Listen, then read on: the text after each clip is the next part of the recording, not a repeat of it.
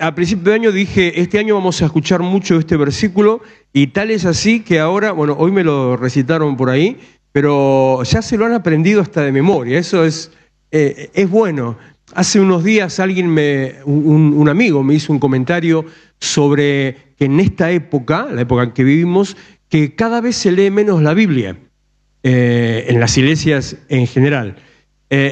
Al margen del comentario que hizo, entre otras cosas, me hizo un comentario que era medio crítica, y yo le tapé la boca al toque, porque a mí no me toqué la iglesia, cualquier cosa menos la iglesia.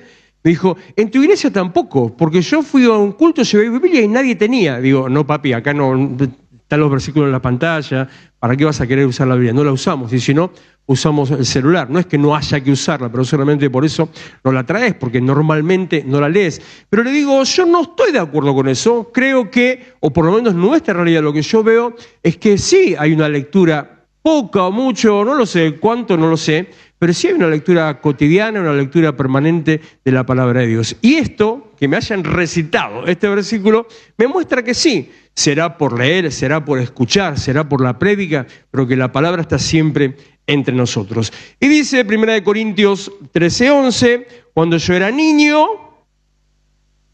¿ve cómo te lo sabes? ¿Ve cómo te lo sabes? Justamente.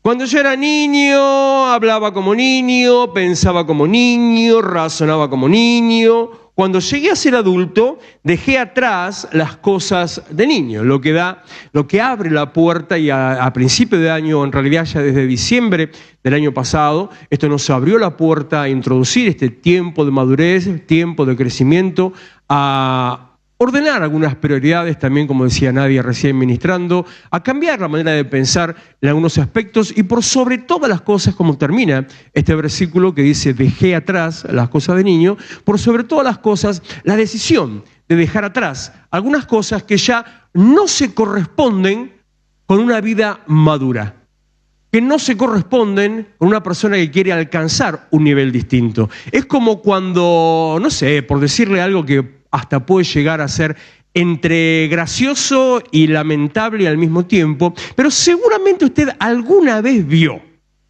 a un hombre grande de mi edad vistiéndose como un pibe. ¿Ha visto? Más de lo que yo pensaba. ¿Qué imagen le da? ¿Qué le parece? ¿Qué piensa de esa persona? No se animan a decir nada. Un ridículo, dice Claudio por este lado. Habría otras expresiones también más lindas para decirle. Tenés razón. Le dicen cringe, sí, tenés razón. Da cringe, dicen, ¿no? Sí, así tal cual. ¿Y qué pasa? Me voy a aventurar un poquito más, me voy a animar sin que esto me haga merecer ningún reto, ninguna crítica ni nada. ¿Qué pasa cuando en vez de a un hombre, pongámosle, repito, de mi edad, lo vea vestirse como un pibe en general, con chupines, ¿no? Que parecen el perro, el bulldog francés, parecen. La panza por acá y los chupines así. Claro. Hola, ¿qué pasó? Dejemos un poquito de ese lado. Al margen de eso, ¿qué pasa si ve a una mujer en la misma condición, tal vez de la misma edad, vestida como una veinteañera? ¿Qué imagen le da? ¿Qué sensación le provoca? Ahí no dicen nada, ¿no? Más de una se querría estar vistiendo como una de 20, ¿no? Sos un desubicado, realmente estás fuera de tu tiempo y de tu lugar, porque hay cosas que no se pueden cambiar, las cosas son como son y no hay vuelta de hoja que darle al asunto. Entonces, por más que, como escribí ayer, antes de ayer, aunque la mona se vista de seda, mona se queda. Y si tenés 60 años y te vestís de 20, no vas a parecer uno o una de 20, sino que vas a parecer uno o una de 60 vestido de 20. Nada más que eso es lo que vas a parecer, y por muy buen cuerpo que puedas llegar a tener todavía, hay cosas que ya no se corresponden con la madurez que deberías tener en ese momento. Lo mismo puedo decir cuando en esa misma edad tal vez te pones a hacer cosas de pibe o de adolescente y salir hasta recorrer la ciudad a la madrugada, o ponerte a hacer cosas o juegos con otros que no son de tu edad, o entrar en algunas situaciones que no tienen nada que ver con vos. Hay un momento en la vida en el que tenés que decidir dejar atrás las cosas de niño. Recuerdo que uno de los mensajes creo que fue de los primeros mensajes sobre este punto, hacía hincapié en esta expresión, hablando de que Pablo está hablando de una decisión determinada, una decisión drástica, y que la idea que le está diciendo es: no quiero saber más nada con esto lo arranco de mi vida. Entonces pensaba yo, desde ayer, estoy con esto dando vueltas en la cabeza, pensaba yo, ¿en qué momento es que uno se hace adulto? ¿En qué momento? Y por lo tanto, dejas atrás o erradicás o te separás, renunciás a las cosas de niño. Y decíamos ya varias veces que en los últimos meses que la madurez no tiene tanto que ver con la edad cronológica o la edad biológica, sino que la madurez tiene mucho más que ver con las responsabilidades, con la capacidad de tomar responsabilidades, con enfrentarse a situaciones que tal vez no querrías hacer o no tenías que hacerlo, pero te tenés que enfrentar a una responsabilidad, y eso por sí solo ya te pone en un nivel distinto de crecimiento. Al mismo tiempo que digo esto, pensaba, estoy muy reflexivo, ayer estuve muy pensante todo el día, muy reflexivo, pensaba que en el momento en que uno empieza a tomar algunas de esas responsabilidades que le vienen capaz de golpe o de sorpresa, todavía sigue siendo un niño espiritual, porque lo que te hace madurar, lo que te lleva al crecimiento es enfrentar la responsabilidad, ser confrontado por eso y actuar, y que, bueno, hacerte cargo de esa responsabilidad. Pero cuando te viene a las manos, todavía no, todavía nada. Hay momentos en la vida, hay situaciones en la vida en que vos te metés a hacer cosas de grande, pero no sos grande todavía, seguís siendo un chico. Pero el meterte a hacer cosas de grande te empieza a introducir en el mundo de los grandes. Y aunque todavía sigas siendo un chico, empiezas a tener experiencias, algunas pueden ser no agradables, situaciones, relaciones, qué sé yo, cosas que se vayan dando y que te ponen a vos en una posición distinta. Ya empezás a ver a los de tu edad de otra manera, ya empezás a ver a los que no tienen nada que hacer y se ponen a jugar con pavadas de otra manera, ya empezás a pensar en que tal vez tenés que trabajar o que tenés que ayudar a tu familia, a tus padres o a algún hermano, si es que te hiciste cargo de alguna de esas situaciones, cosas que pueden pasar, que no es nada extraño que así suceda. Entonces ya no estás pensando en jugar a la Play, sino estás pensando en de qué manera puedo llevar un mango a mi casa.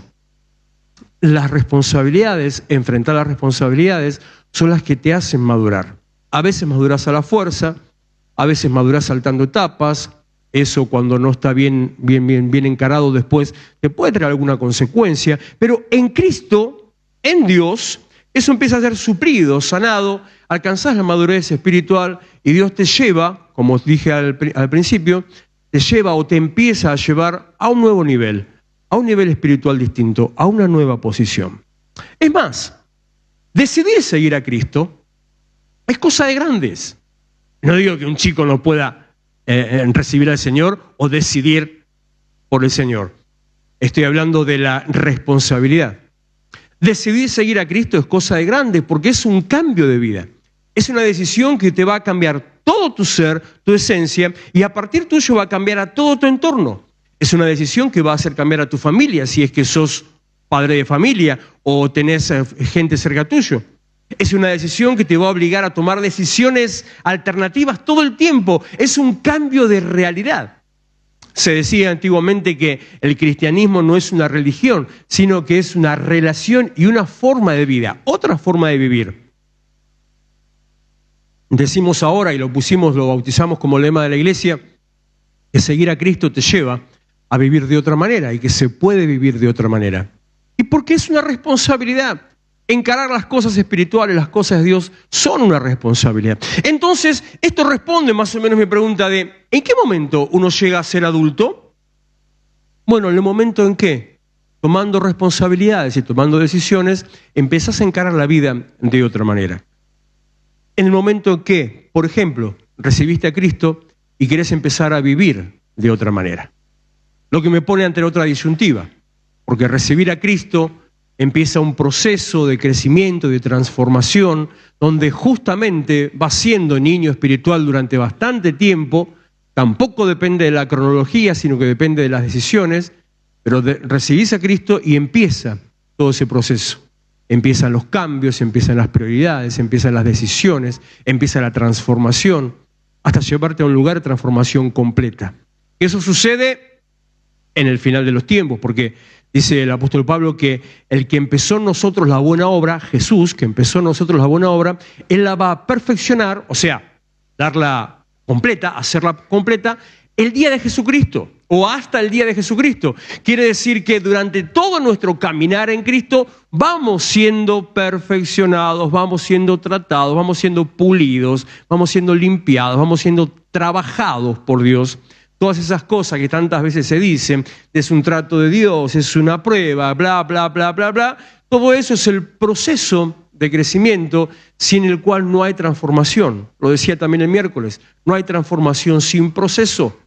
Y no hay bendición ni alcance de las metas o cumplimiento de promesas sin esa transformación. O sea que es necesario pasar por determinadas situaciones que te llevan a transformación y bendición. Y vuelvo otra vez para atrás. Por lo tanto, esto nos confronta a que hay un momento en nuestra vida en que hay que dejar atrás las cosas de niño. Hay que darse cuenta y reconocer que hay que empezar a mirar la vida de otra manera. Hay que darse cuenta de que en algún momento tenés que hacerte cargo de algo. Y pensando en este mismo tren de cosas, le dije que estuve muy reflexivo, muy pensativo todo el tiempo, digo, cuando llego a Cristo, que tomo una responsabilidad, y es una responsabilidad seria, una responsabilidad grande, en el momento en que yo llego a Cristo, Él me, digamos que suple todo mi porvenir. Dios me prepara un camino a seguir. Dios me da las cosas que yo necesito para ser transformado, para cambiar. Dios me da los recursos para recibir vida espiritual. Dios me pone delante de un cambio y Dios me pone delante de un camino, bueno, lo digo siempre, el Evangelio es una experiencia sobrenatural, transformadora, que te pone en una nueva posición espiritual. Eso es seguir a Cristo, eso es el Evangelio. No es solamente aprender coritos, no es solamente leer la Biblia o aprender algún versículo, es una nueva posición espiritual, es una posición sobrenatural y una experiencia sobrenatural que te transforma. Pero para entrar a esa experiencia sobrenatural que te transforma, el Señor, repito, te provee, te da cosas, porque Dios es un Dios que provee, Dios es un Dios que da. Y así como se dice, vulgarmente se dice, bueno, no sé si se sigue diciendo, porque ahora cada vez debe ser cada vez más raro eso. Se decía antes, el que invita paga. ¿Lo escuchaste eso alguna vez? ¿Alguna vez te invitaron a algún lado? Bueno, pues ya se ve que ya no se usa más. Bueno, el que invita, ahora el que invita paga la mitad, ¿no? El que invita paga los suyos, así ahora.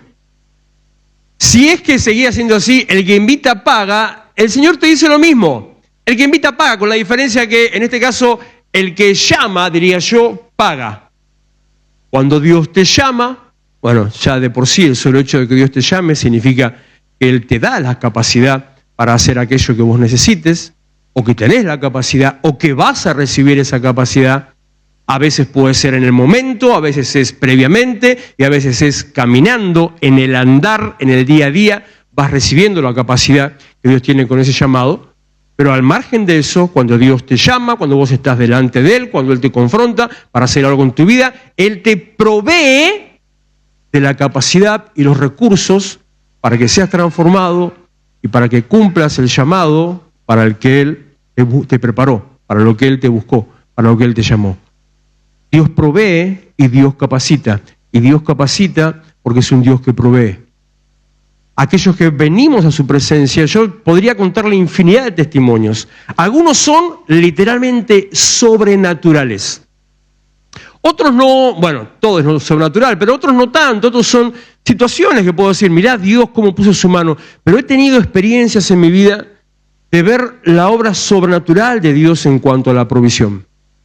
He tenido situaciones muy cotidianas, muy así, que uno diría, bueno, casualidad. Esas casualidades de Dios que no son casualidades, en algún momento en nuestra vida, en algún momento en el que realmente estuvimos muy mal, económicamente, que para ponerle el broche de oro, porque nosotros siempre somos ¿cómo es que se dice? ¿Un circo a contramano o un corso a contramano, no? Ustedes no saben nada de frase. ¿Cómo es, Ana? ¿Vos tampoco la sabés? Ay, no. ¿Cuánta gente no se puede hablar? ¿Corso? Ah, gracias. ¿Ve? Algunos sabía. Bueno, nuestra vida siempre fue así, siempre fue al revés o siempre fue transversal. Mientras para todo el mundo que yo he conocido, capaz que a usted le pasó lo mismo, todo el mundo cuando llega a Cristo, cuando se convierte al Evangelio, cuando recibe al Señor, dice que tiene la luna de miel con el Señor, la luna de miel con Cristo y está viviendo el primer amor. Entonces es el mejor momento de su vida espiritual. ¿Le pasó eso? ¿Sí? ¿Lo conoce así? ¿Escuchó a alguien decir eso también? Bueno, en nuestro caso fue totalmente al revés, totalmente al revés. El momento de mayor necesidad, el momento de mayor crisis económica en nuestra vida, el momento donde nos faltaba realmente fue cuando llegamos al Señor y espere porque no me estoy explicando bien, fue a partir de haber llegado a Cristo. No es que llegamos hacia Él, sino a partir de la cosa fue totalmente para atrás. Durante casi 10 meses aproximadamente, una cosa así. En esa etapa, en ese periodo, vi la mano de Dios en formas sorprendentes. Sorprendentes. Detalles, la pastora siempre cuenta uno, ya que la veo venir, le voy a robar un testimonio personal de ella, que seguro que se lo va a acordar en cuanto yo lo mencione. De un día estar, no sé si sería mediodía o noche, seguramente sería a la noche, estar con esa sensación que tienen a veces las mujeres cuando tienen un antojo, no era el caso de ella, no estaba embarazada, pero la sensación de querer comer algo particular, ¿le pasó? ¿Sí le pasó? Angurriento nomás le pasa. ¿Ves? Claudio vive embarazado, dice. Él ya está de 140 meses, solo que está un poquito atrasado. Está. Pero como que sentís en la boca sentís el gusto a eso, ¿no? ¿Sí te pasa? Mire, que ya lo estás saboreando, se te empieza a hacer agua a la boca. ¿Sí? Una hamburguesita, ¿no? Bien con un quesito cheddar, con pepino. ¿Le gusta con pepino? ¿No? ¿Le gusta? ¿Con qué le gusta? ¿Con cebolla? Sí, cebollita sí. No, bacon no, me cae muy mal. No. Y en ese contexto digo, es que ella, creo que era la noche, qué ganas de comer pizza. ¿Pizza era, amor? Amor, qué ganas de comer pizza. Así. Y no podíamos comprar pizza. Porque hasta esa era la situación. No podíamos comprar pizza. Era una época en la que yo hacía un juego de palabras, hacía un chiste diciendo que nosotros comíamos arroz de todas las maneras posibles, menos relleno, porque era mucho trabajo para abrirlo. Pero que lo que comíamos era arroz, porque era lo más accesible. Entonces, ¿qué pasó? No, un rato, nada más que eso, un rato, aparece alguien a traer de regalo una pizza.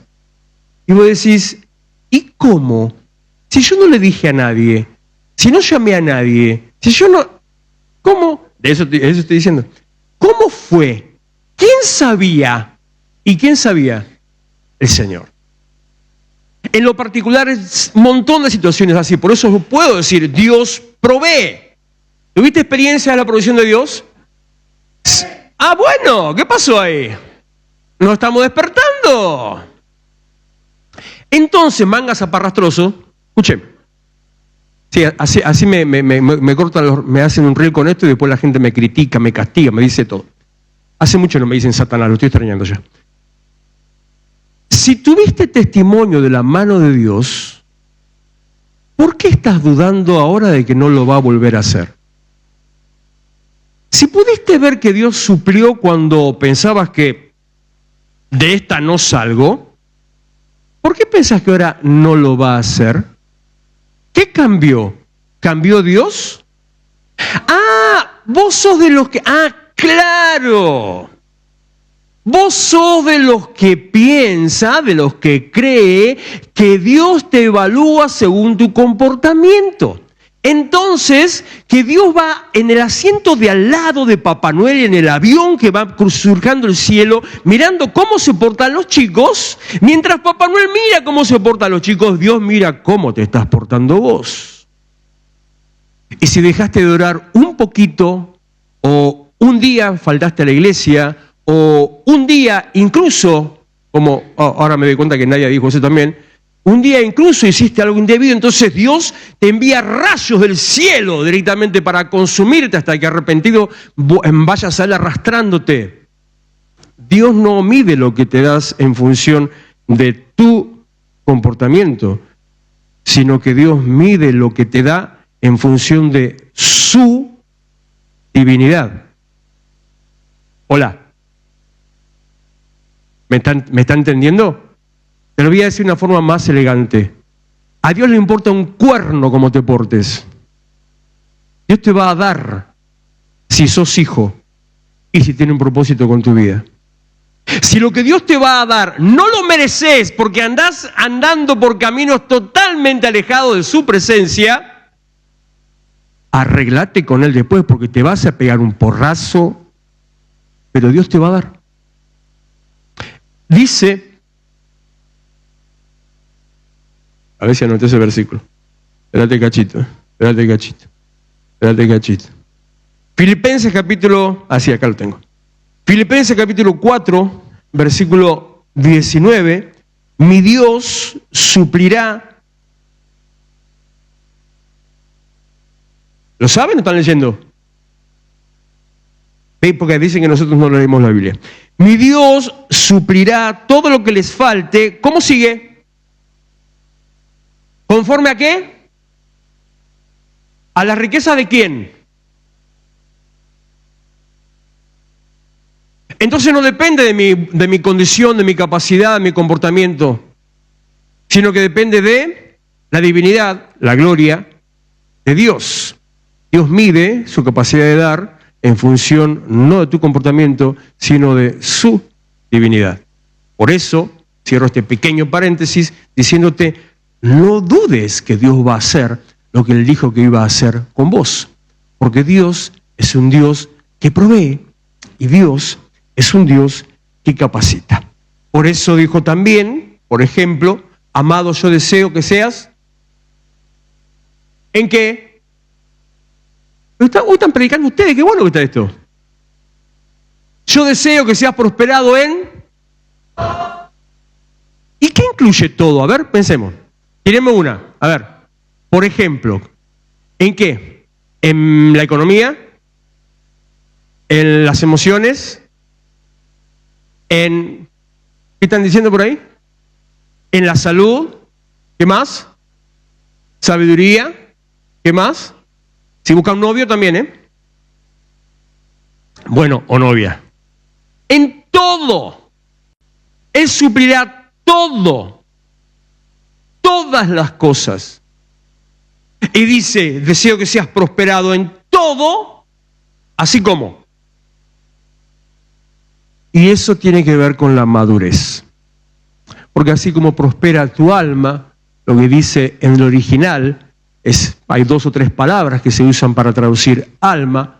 En este contexto lo que está hablando es de la capacidad de pensamiento como alma, como entidad espiritual. Habla del pensamiento, de la esencia humana. Es lo que tal vez en esta época lo dirían más como el espíritu del hombre, por decir una cosa así. Pero la palabra ahí, alma, en realidad está hablando de la mente, de la capacidad de procesar las situaciones, las ideas. La palabra que utiliza es la palabra psiquis, la palabra griega psiquis, es la palabra que se utiliza para todo lo relativo a la mente. Por lo tanto, si está diciendo que yo deseo que seas prosperado en todas las cosas, así como prospera tu mente, está queriendo decir, así como cambies tu manera de pensar, así como madures y de una buena vez dejes atrás las cosas de niño.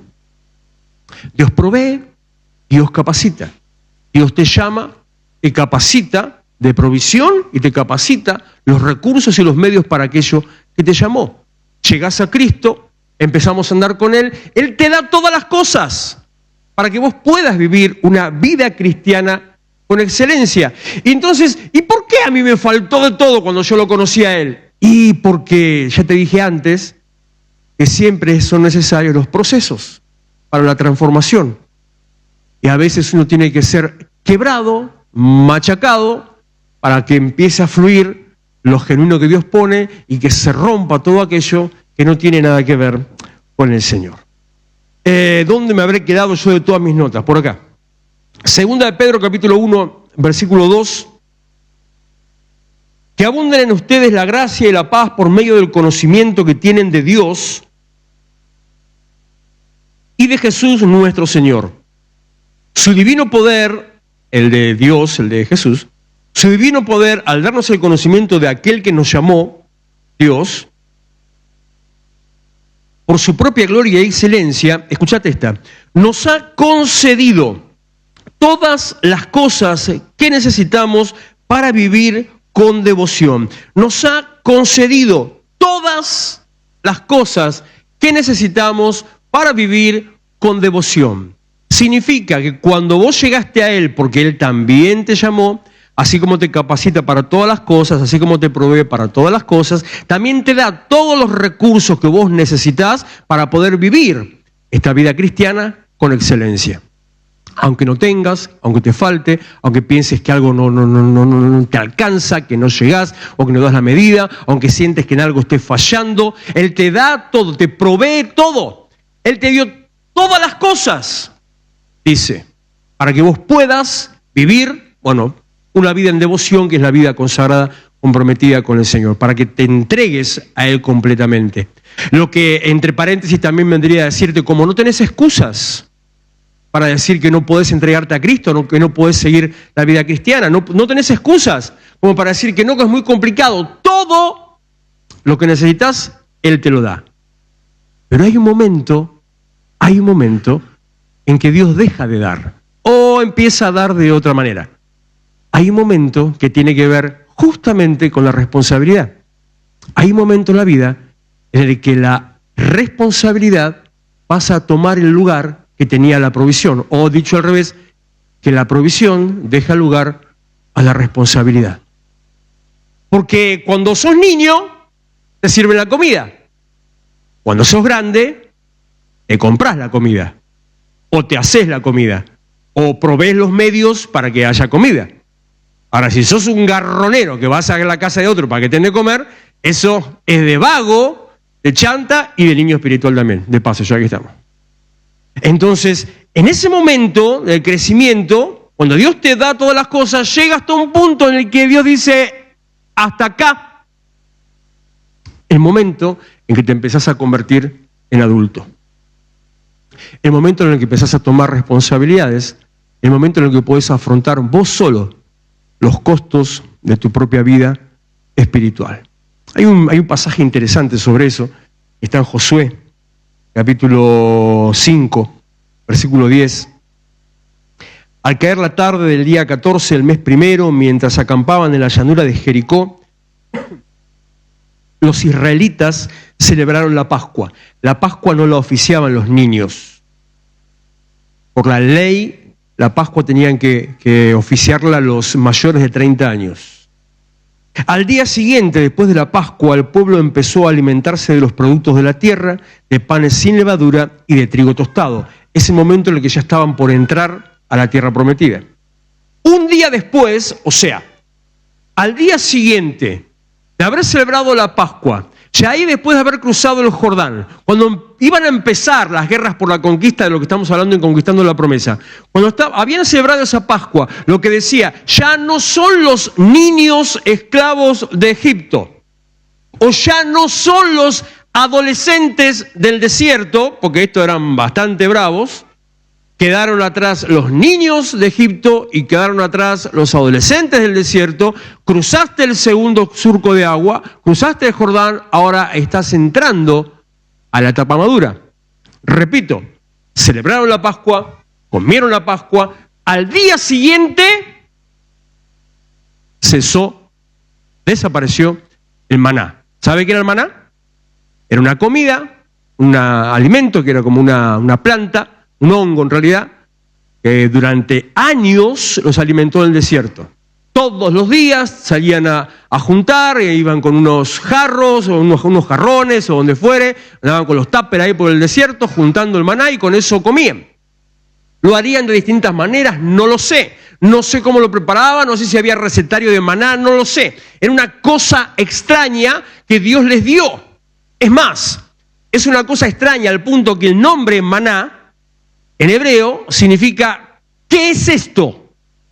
Es una pregunta, ¿qué es esto? Es maná, significa ¿qué es esto? No sabían qué era, una cosa rara, se ve que sería rica, no sé cómo sería el asunto. Durante casi los 40 años que estuvieron en el desierto, comieron de eso.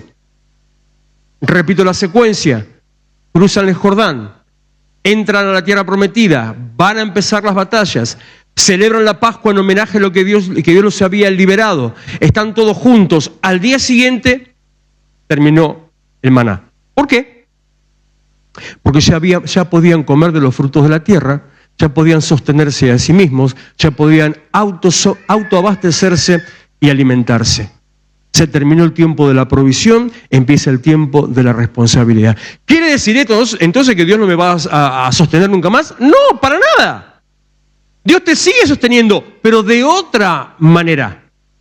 Ya no te sostiene como a un niño, te sostiene como a un adulto. Dice Deuteronomio capítulo 8, verso 18, dice, no se olviden, acuérdense de Jehová su Dios, que Él es el que le da el poder para hacer las riquezas. ¿De qué manera Dios te provee? Ya no te da las riquezas, te da la capacidad para hacerlas. Te da la sabiduría, te da la visión, te da la imaginación, la idea, qué sé yo. Te da el entendimiento para decir, me voy a poner a un negocio de, no sé, lo que se le ocurra. Te da el entendimiento para decir, esto me conviene, esto no me conviene. Voy para aquel lado o voy para el otro. De la nada, empezaste un negocio, o un emprendimiento, o una empresa. Porque sí. ¿Quién lo hizo? Yo. Sí. Lo hiciste vos, pero fue la provisión de Dios la que te preparó para que puedas hacer eso. Dios ya no te provee como a un niño que le... Si me saco el micrófono no da, ¿no? Vamos a hacer así, mira. Dios no te provee como un niño a que le están dando el biberón, sino que Dios te provee como alguien que puede salir a la calle a encontrar lo que necesita para su propia vida. Hay un momento en la vida en el que la provisión deja lugar, da paso a la responsabilidad. Y a eso estamos siendo llamados. Es el tiempo de la responsabilidad. Es el tiempo de la madurez. Es un tiempo de despertarnos. El despertarnos incluye dejar de mirar lo que falta, lo que pasa. Dejar de estar pendiente de las cuestiones alrededor. Dejar de estar angustiado, preocupado por lo que pueda llegar a pasar. Somos una raza, no sé siquiera si somos una raza ya, qué sé yo. Somos una cultura tan extraña. Yo creo que la sociedad argentina debería estar en estudio en cualquier universidad del resto del mundo. Como bichos raros, sí estudian como cosa rara nuestra economía, la estudian como cosa rara, ¿eh? Pero digo, estudio de antropológico tendría que ser. Argentino, una especie en extinción, una cosa extraña. Porque nosotros nos las pasamos toda la vida preocupados por el dólar. ¿O no? ¿Sí o no? A usted no, a usted no le importa. Ah. Que sube, que baja, que no sube, que no baja, hasta que de golpe, perdí la cuenta, ya no tengo ni idea, pero póngale 6 meses, capaz que más. 6 meses que está sin moverse, vale igual. Capaz que más que eso, ya nadie se acuerda del dólar. Nada. Nadie lo tiene en cuenta, nadie se preocupa. Entonces buscamos cualquier otra cosa para estar preocupados. Entonces ya empezamos a encontrar la quinta, la séptima y la 25ª pata al gato en cualquier problema o cualquier situación que esté alrededor. Y empezamos, no, que la inflación, que viste ahora lo que está, que 3 y pico. No hago ningún juicio ni a favor ni en contra de las políticas de gobierno, les repito, no dependemos de una política de gobierno ni de una ideología, sino solamente de Dios. Le cuento esto solamente para decir cómo somos. de complicados. Es tiempo de dejar de mirar esas cosas y de preocuparnos por lo que pasa alrededor. De que usted llegue un sábado y está así de pinchado, capa caída, porque está preocupado de las cosas de la semana. Porque capaz le vino algo con aumento. Capaz no le alcanzó la plata para algo. Capaz está pensando que se va a quedar sin trabajo o capaz que lo echaron del trabajo. Todas cosas reales que te pueden pasar y que a más de uno le pasa y que van a seguir pasando. Y que en vez de estar mirando eso, y no soy frío, que no tengo sentimientos y no me importa lo que te pase, sino digo, en vez de estar mirando eso, recordá y mirá de cuántas cosas y cuántas veces Dios ya te sacó y te sostuvo y te prosperó, y como te dije antes, ¿por qué no lo va a volver a hacer ahora? Creo que corría el año 2017, 2018, una cosa así. No, me parece que viene de antes, me parece que la primera vez fue por el 13 o el 14. Recuerdo, sí, eso creo que fue en 2013. Uy, ¿cuánto hace ya? Póngale, 2013-2014. Recuerdo un tarifazo que llevó el aumento de las tarifas del gas al 300, 400% de lo que estaban. Una cosa así. Impresionante, una cosa tremenda. En aquel momento en mi casa había estufas a gas en todas las habitaciones. De golpe desaparecieron, no se usaron nunca más. Pero así como ese tarifazo empezó a impactar en otras cosas, yo le decía a la iglesia, capaz que alguno se acuerda, habiendo pasado tal situación, tal tarifazo, ¿dejaste de viajar, cargar combustible, abrigarte, de comer? No. Y el siguiente, y el otro, y el de más allá, y el otro, ya pasaron 13 años de eso, te sigo hablando de ahora. ¿Acaso Dios quitó la mano de sobre tu vida? Es tiempo de dejar de mirar esas cosas, es tiempo de poner los ojos en Él. Poner la mirada y los ojos en el Señor, que es el autor y consumador de la fe, el que tiene la capacidad para llevarte a un lugar distinto, a un lugar de mayor bendición y te va a llevar a una nueva posición espiritual. Es un tiempo de madurez y de responsabilidad.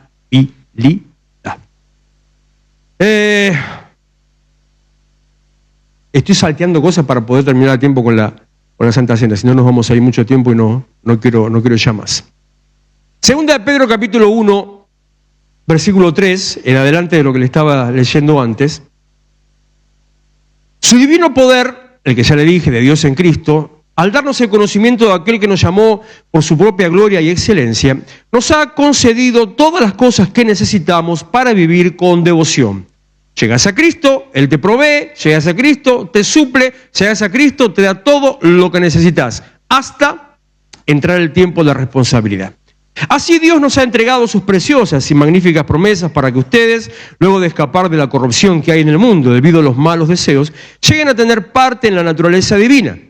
Precisamente por eso, esfuércense por añadir. Y acá llega el punto principal que Dios me habló en esta semana. Esfuércense por añadir. La provisión termina ante la responsabilidad. Y en el momento de la responsabilidad empieza el añadir, que no es la añadidura, la famosa añadidura de aquella de Mateo 6:33, que dice, busquen primeramente el reino de Dios y su justicia, y todo lo demás les será añadido. No te estoy diciendo, espera que Dios te mande, no. Esa añadidura es provisión, es de parte de Dios. Ahora el añadir es tuyo, es tu parte, te toca a vos, es tu responsabilidad. El esfuércense por añadir, que dice Pedro, significa cambiar tu manera de pensar, empezar a hacer algo un poco más, algo distinto, algo que no hayas hecho, empezar a ordenar las cosas en tu vida, empezar a ordenar las prioridades en tu vida, empezar a arreglar lo que está fuera de lugar, empezar a hacer algo, añadir. Una expresión que me encanta, parece guaraní, pero no es guaraní. Pasa a ver, Nati, parece guaraní, pero no es guaraní. Escucha. Epi joreguesate. ¿No parece guaraní? No es guaraní. Es griego. Epi joreguesate.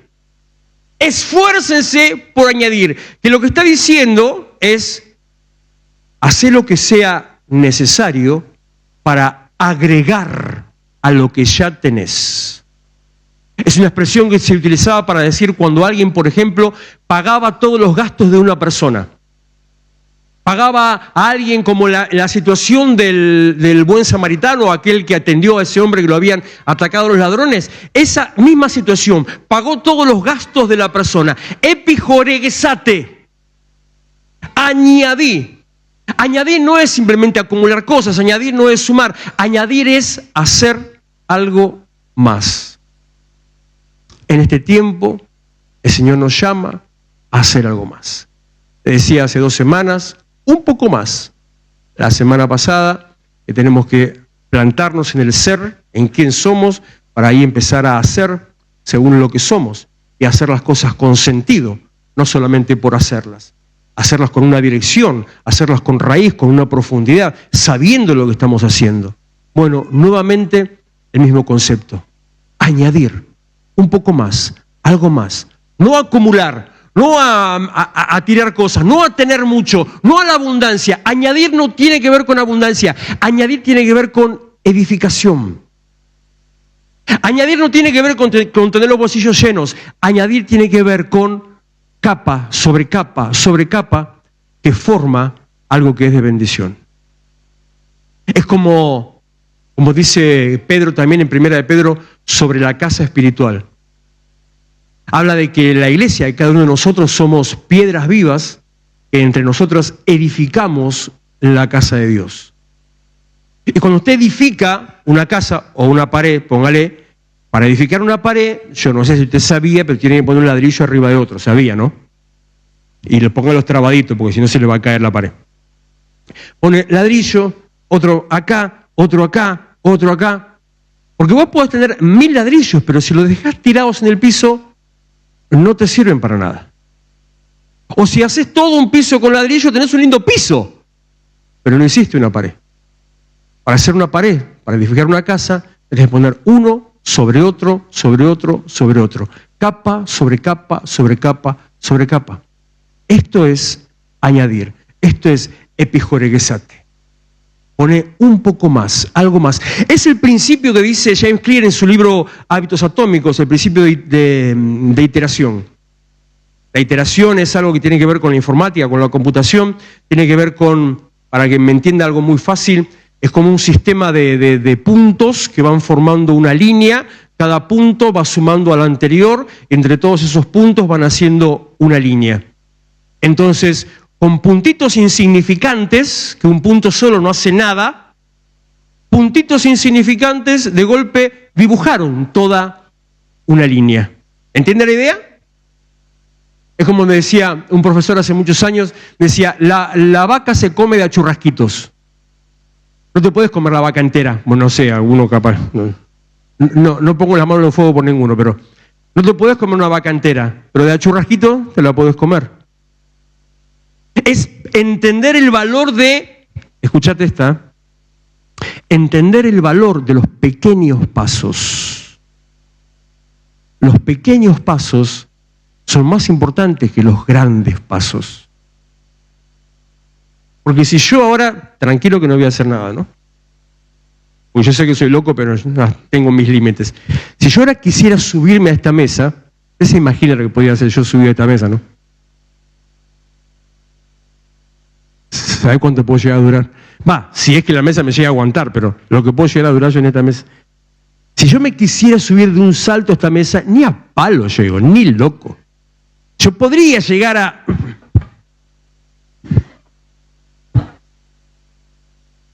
No, ya no me da ni el cuerpo ni la cara para esto.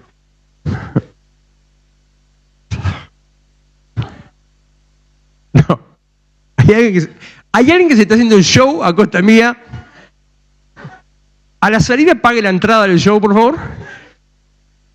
Pero, si en vez de eso yo pongo una silla y me subo a la silla y de la silla puedo llegar a la mesa.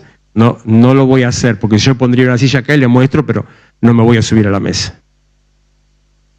¿Sabe dónde voy a parar con la mesa y todo? Pero arriba de una silla estoy más cerca para subir a la mesa. El poder, el valor de los pequeños pasos. A veces queremos hacer cosas grandes. No, yo quiero estar en tal lado, yo quiero ser de tal manera, yo quiero ver la transformación. Hace pequeñas cosas para poder llegar a las cosas grandes. Hace muchos años el Señor me habló sobre un pasaje, me dio una frase que me encanta hasta el día de hoy. Que los que dan pasos de gigante, los voltean los Davides. El chiquito David iba atrás del gigantón y lo revolvió de un ondazo, lo tiró al piso y le cortó la cabeza. Los pasos de gigante no te llevan a ningún lado. Recuerde, si lo pudo memorizar el ejemplo que le di, recuerde el concepto de la iteración. Muchos puntitos insignificantes que no sirven para nada, uno al lado del otro, terminaron dibujando una línea que antes no estaba.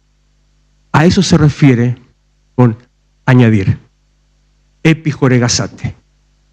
¿Qué tengo que añadir? Y ya vamos terminando con esto.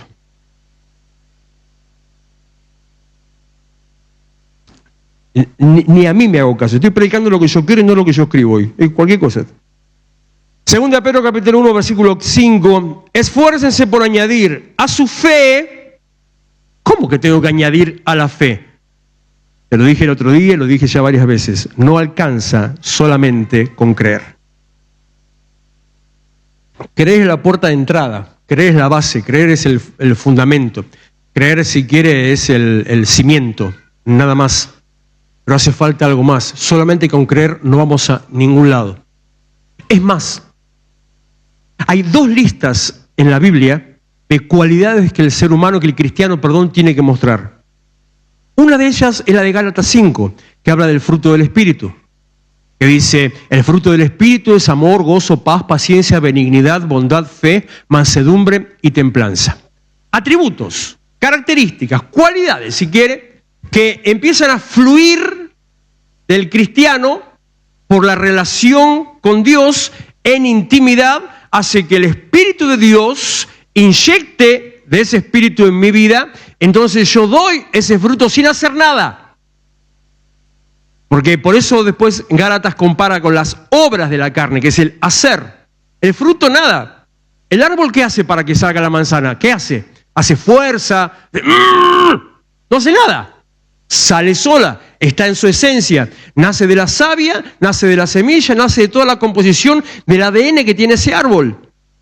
El fruto del Espíritu es la consecuencia de mi relación con Dios. Punto. Nada más. Esos 9 que le acabo de mencionar. Pero la segunda lista es esta.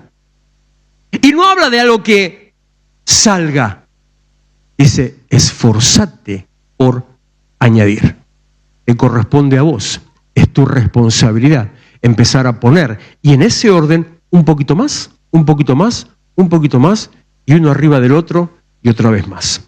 No alcanza con la fe. Esfuércese por añadir a su fe virtud. ¿Qué es la virtud? Excelencia moral. ¿Qué es la excelencia moral? El reflejo de una vida transformada. ¿Y eso con qué se come? ¿Por qué me hablan palabras raras? Que se vea que crees en el Señor. Así sencillamente. El reflejo de una vida transformada es que el testimonio silencioso. Que se vea en tu vida y a través de tu vida que sos cristiano. Que no tengas que, como algunas veces pasa, y siempre conté un testimonio de algo que me pasó a mí hace muchos años atrás, alguien que me dijo, yo hace 20 años que trabajo en tal lugar, nunca nadie supo que soy cristiano. Y lo decía orgulloso, apuntando a decir que no era una persona religiosa, fanática, entonces no lo catalogaban de eso. Pero si después de 20 años que estás en un lugar, nadie sabe que soy cristiano, hola, me parece que algo no está del todo bien. Virtud, excelencia moral, que se vea en tu vida que crees en el Señor, que sos cristiano. A su virtud, añadir, epijoregasate, conocimiento. Y no se trata de llenarte de la Biblia o del libro de lo que sea, sino que está hablando de discernimiento espiritual, habla de entendimiento espiritual, habla de saber cómo llevar adelante la vida cristiana, habla de entender las cosas de Dios. Al conocimiento, versículo 6, añadí epijoregasate, dominio propio. ¿Sabe qué es el dominio propio? ¿Sí saben? ¿Y por qué no lo ponen en práctica si saben tanto? Autocontrol. Gobernarte a vos mismo. Hacer lo que tenés que hacer y no lo que tu cuerpo dice. Como yo recién, que escribo una cosa y predico otra. Soy así, espectacular. Dominio propio es la capacidad de no actuar por impulsos, no actuar por emociones, no actuar por sentimientos, sino actuar por lo que tenés que hacer. Es templanza. A veces puede ser tildado de frialdad para saber actuar en el momento que tenés que actuar. Es entereza para estar de pie ante una situación de crisis, porque tenés que hacer algo para salir de esa situación de crisis. Dominio propio.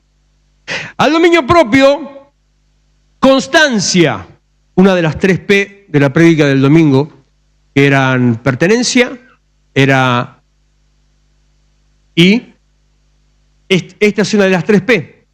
Es esta constancia que dice esta versión, es perseverancia, el hipemone, la capacidad de estar de pie en medio de las crisis. Perseverancia, paciencia, para no caer, para no retroceder. A la constancia, devoción a Dios, que no es otra cosa más que tener la conciencia constante de que Dios está en vos y vos está en Él, de que Dios está presente y que estás en Dios. Es lo que se podría llegar a traducir, no es lo mismo, pero para que tenga un poquito más de idea, lo que se podría traducir como temor de Dios es ser consciente de que Dios no es una fantasía de la Biblia, no es un espíritu que vive en el cielo, no es un ángel o una fábula, sino que Dios es real, real. Y que está acá, al lado tuyo, en medio nuestro, en nosotros y a nuestro alrededor. La conciencia, consciente, entendiendo que Dios es real y está con vos. A la devoción a Dios, afecto fraternal, que tiene que ver con esto, con el amor entre los hermanos, la comunión de la iglesia, y al afecto fraternal, amor, el amor de Dios, el amor ágape que habla la Biblia, es ese amor que tiene la capacidad de dar sin esperar recibir nada a cambio, amor por amar al otro, y nada más, no amor buscando un beneficio, buscando un resultado, sino el amor que quiere que al otro le vaya bien. Esta lista son las que dice Pedro, que sumada a la otra que le dije de Gálatas, esta lista son las cosas que tenemos que añadir, hacer, esforzarnos por hacer. Ahora, ¿por qué tengo que hacerlo? ¿No alcanza entonces sencillamente con ser cristiano? Sí, podés ser cristiano, pero si solamente te quedás en el creer, a la primera complicación, al primer problemita, a la primera prueba, a la primera crisis, a la primera decepción que pueden pasar, porque yo no sé si usted sabía, pero las iglesias están hechas de gente. ¿Sabía eso? ¿Sabía que el que está al lado suyo es una persona? ¿Y el que está al lado del que está al lado suyo también es una persona? ¿Y donde hay gente, qué hay? Muy bien esa sinceridad. Donde hay gente hay problemas. Pasan las cosas. Y los problemas no es un problema que haya problemas. Le dije sobre Filipenses que el Señor nos perfecciona hasta el día final. Por lo tanto, estamos en proceso. Y estar en proceso significa que hay cosas que tienen que seguir siendo tratadas en nuestra vida. No se preocupe por eso. Por lo tanto, no alcanza solamente con creer. Tengo que edificar mi vida espiritual. Termina diciendo, y así ya dejo, chicos, versículo 8, porque estas cualidades, si abundan en ustedes, todas estas cualidades, si abundan en ustedes, los harán crecer en el conocimiento de nuestro Señor Jesucristo y evitarán que sean inútiles e improductivos. Te mandó el inútil nomás. Evitarán que seas un inútil. Evitará que seas improductivo. O sea que si no tengo estas cualidades, puedo llegar a terminar siendo un inútil improductivo. Que solamente esté mirando mi ombligo y no sirva para otra cosa más que para dar problemas a los demás. Es necesario añadir. Verso 9, en cambio el que no las tiene es tan corto de vista que ya ni ve y se olvida de que ha sido purificado de sus antiguos pecados. Por lo tanto, hermanos, esfuércense más todavía por asegurarse del llamado de Dios, que fue quien los eligió. Si hacen estas cosas, todas estas cosas, y acordarte que fuiste llamado, no caerán jamás. ¿Vale la pena añadir? Hay que añadir. No alcanza solamente con creer, es necesario un poco más, es necesario sumar, es necesario poner piedra sobre piedra, capa sobre capa, hasta llegar a la altura y a la imagen de lo que Cristo espera de nosotros.